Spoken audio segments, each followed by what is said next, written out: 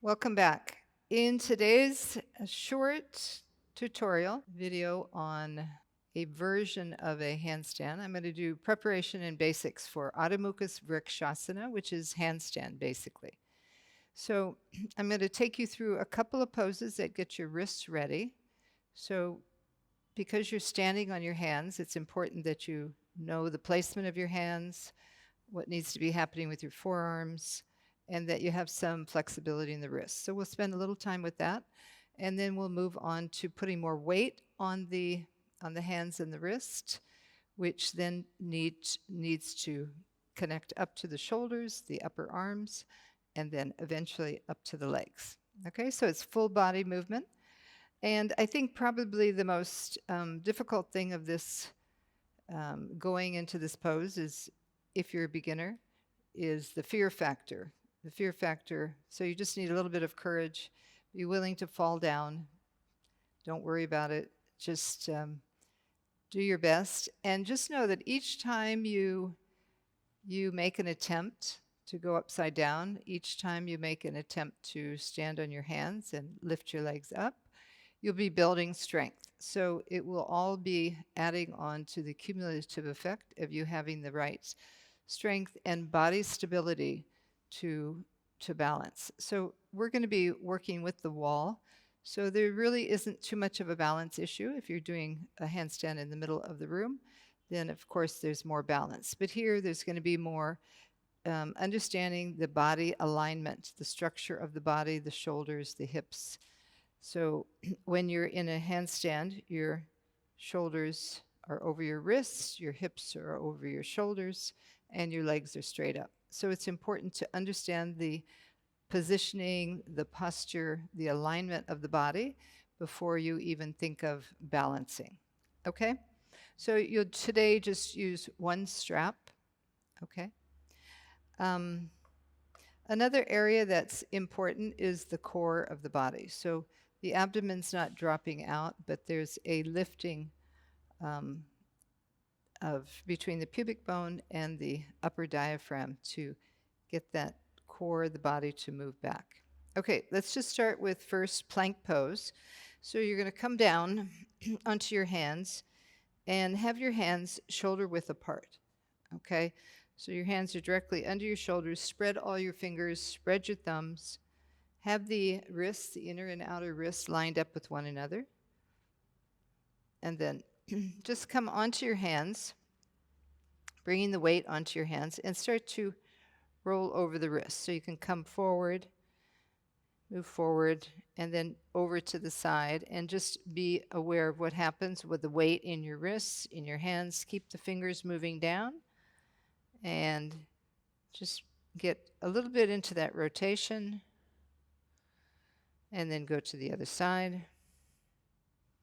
So as you shift your weight, as you keep your arms straight and bring the weight onto the wrists and the fingers, you'll probably be able to feel some sensations there. Okay, so now let's see. I'm going to take my hands a little bit further forward and come onto the hands, but I want to be able to straighten my legs. So I'm going to bring my hands further forward and then lift my hips and come into a plank pose. So I have my heels at the wall, my shoulders are over my wrists, my thighs are lifting up, and so now I have full weight on the arms. So press into all the fingers, lengthen through the fingers. Keep the thighs lifting up, keep the pelvis in line. So you're not sinking down, you're not doing an upward dog, and you're not doing a downward dog. Okay, so in that plank position. All right, now let's just take our hands the other way, get a little bit more rotation the opposite way. So take your palms so they face up and bring the fronts of the wrists down onto the mat. Extend your fingers and then move your wrists and your forearms toward the wall. So you feel that stretch there. Come forward and then back. And see, now can you make a fist? Tighten the hands. Keep the arms straight.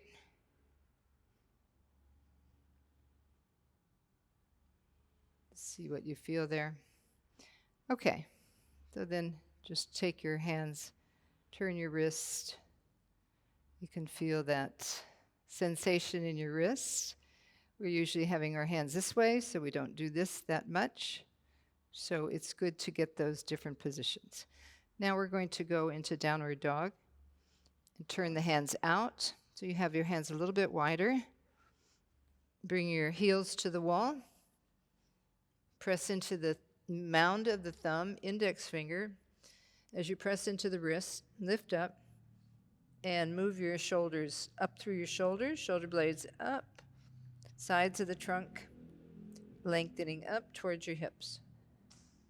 So here you can feel that rotation of the arm, inner arm turning out.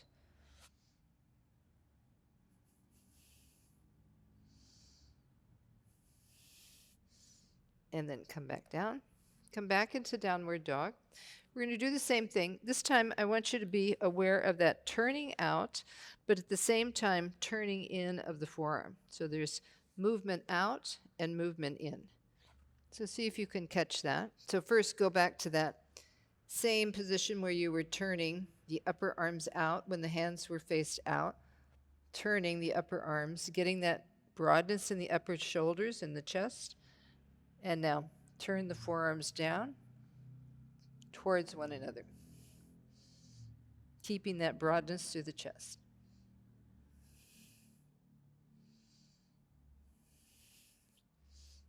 Okay. Now you're going to measure your distance. We're going to walk the legs up the wall. So you can have a strap and just measure where that is.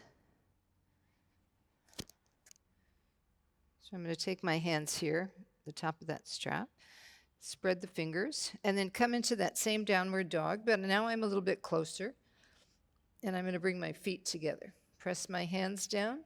So I'm weighted on the hands, lifting up through the wrists, lifting up through the arms. And now bend one knee and slide the toes up. So as you slide the toes up, you're going to stay on the toes, curling the toes, flexing the toes, and lift the heel up. So with that, start to feel the lightness in your arms and your shoulders as you keep that leg lifting up. So when we go into Adho Mukha Vrikshasana, handstand, you want the legs lifting up. So there's that lightness that's created in the shoulders. Okay, and then come down.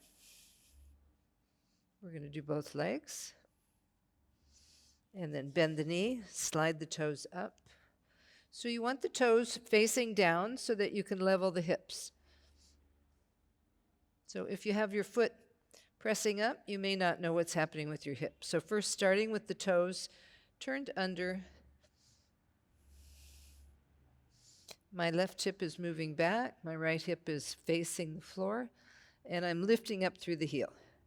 Stay on the mounds of the toes. From the hands, reach up through the arms, through the shoulders.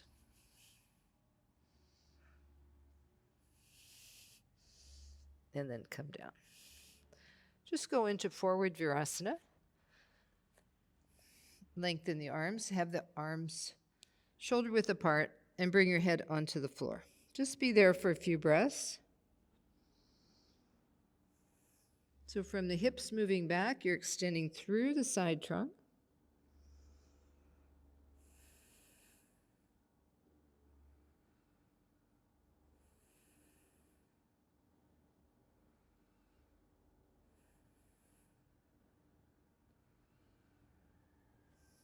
And then you'll come up. All right, so I sat on the floor, I measured where my heels went. And I put that strap there so that I could remember where that was. So if you don't remember, make that measurement again. So sit at the wall, bring your legs out, wherever the heel goes, bring that strap there. So now we're going to lift the legs up the wall, okay? So I'm not too close to the wall, so I'll be able to lift the legs up without too much trouble. So coming again to that shortened downward dog, I'm going to take one foot up And then I'll take the other foot up and start to lift up. Walk the feet up until I feel I'm in a plank pose again. Bring the feet together. Press down into the hands. Lift up through the legs. Spread the fingers, lengthen the fingers, and bring the buttocks in.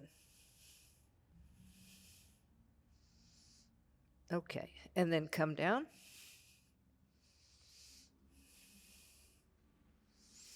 We'll do that again. So we'll go up. So as you go up, keep lifting the heels like we did in downward dog to keep the lift through the shoulders and that lightness coming. So we'll do it again. And this time, if you can start to take the legs down a little bit, so you're coming more to a 90 degree, or just down a little bit. So you're feeling more weight in the hands, in the shoulders, and the arms. So as you press the hand down, lift the forearm off the wrist, keep the elbows straight and lifting up to your shoulder. Okay, so I'm going to take my hands and place them shoulder width, pressing down into the index finger and the thumb, especially pinning that down, and then start to walk the legs up. And as I do that, I press into the hands, straighten the arms, shoulders over the wrists, and now I'm walking the legs down. And now draw the pubic bone toward the diaphragm and feel the core of the body activated and lifting. Straighten the arms. Press the heels, lift the thighs, and then come down. Okay, that's actually a lot more difficult than going into full handstand. So just knowing that's more difficult, you can try that again. You can keep your legs higher, or you can bring the legs down. So now we're going to turn around, and I'm going to demonstrate how to kick up. So we're going to have the head facing away from the wall. We're going to use the wall, kick the legs up. So here, with a lot of students that I teach in the beginning, they feel that the shoulders are not strong enough. So depending on what's going on with your shoulders, what you feel your strength is, you can always take a strap. So the strap sometimes, just like the wall, gives you a little bit more security and confidence to feel that you can stay. Okay, so I'm taking the hands shoulder width apart. If you're using the strap, just make sure you give yourself enough distance if your shoulders are tight. If you don't have enough distance, it will be very difficult to maintain that lift. So you want to be able to lift up and be able to move the shoulders. So I'll just show you from this direction. So when your hands are on the floor, press down and round your upper back. And as you round the back, feel the abdominal areas from the upper to the lower drawing towards one another. And then opposite, moving your shoulders down, your chest down, your shoulders are lifting. So go back and forth between those two, releasing the head, and then coming back. Just feeling that movement in the shoulders. Here it's broad, your head is moving down, and then moving the chest down. So coming more into a neutral. Okay, so with the strap on, we're going to practice kicking up. So if you're using the strap, make sure to keep the strap in the center so you don't step on the strap. Have it above your elbows.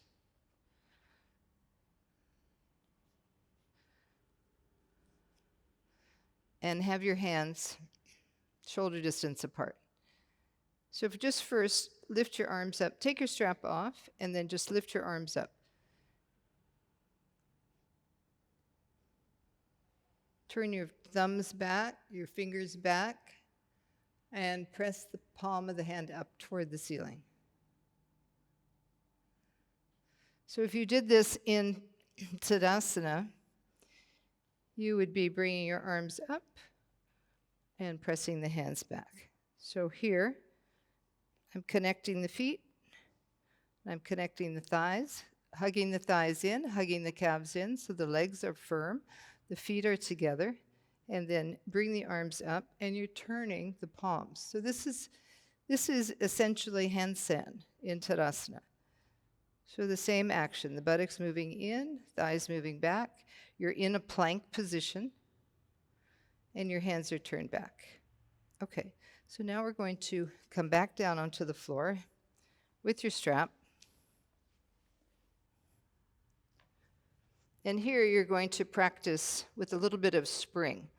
So everyone has seen at the Olympics when the runner is at the running gate and he's in a lunge position.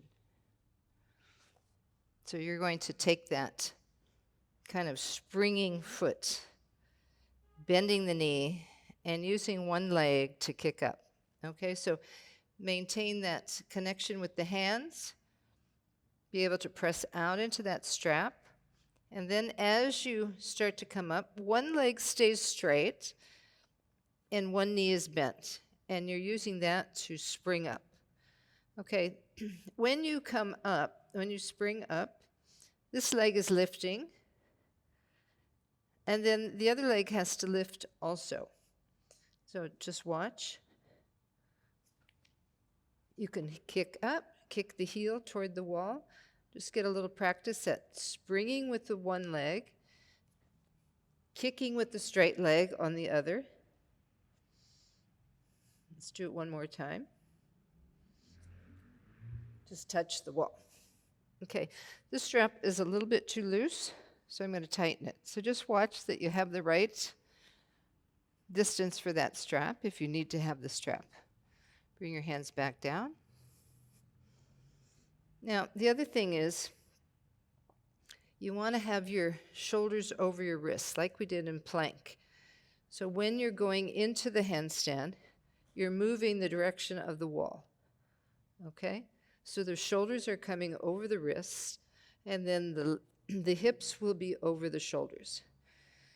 So as you come into it, again, press, straight leg with the one leg, bent knee, springing, and kick up. And then bring your legs together, push down into the floor, lift up through your arms, look back. You're in a plank pose.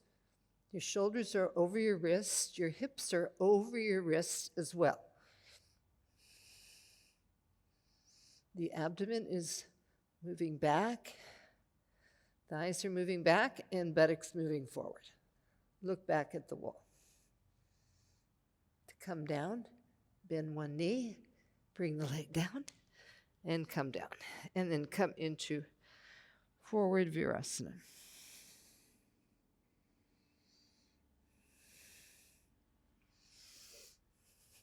Okay, so that's with a strap. If you don't feel that you need a strap, you can try without the strap. Sometimes you may feel a bit claustrophobic. So if you don't feel you need it, just take it off, but try using the strap and see if that doesn't bring some more stability. You can use the strap for this version as well when you have your hands facing out and you walk up. You can also use the strap there. I didn't show with the strap, but here I am in that plank position and then coming down. Okay? Okay. So you can practice these different steps, different variations, and just know that each time you'll be building confidence. You'll be building strength. Aware of your hand placement, aware of the distribution of weight, aware of the firmness of the legs, the contraction of the abdomen as it moves in and back, the buttocks moving forward. So you're in that upside down Tadasana, buttocks forward, thighs back, and extending the arm. So just practice with those different versions and see how you go. Enjoy. And just know that each time you will be gaining strength and balance and more awareness within your body. Okay? All right. Enjoy your practice. Until next time, namaste.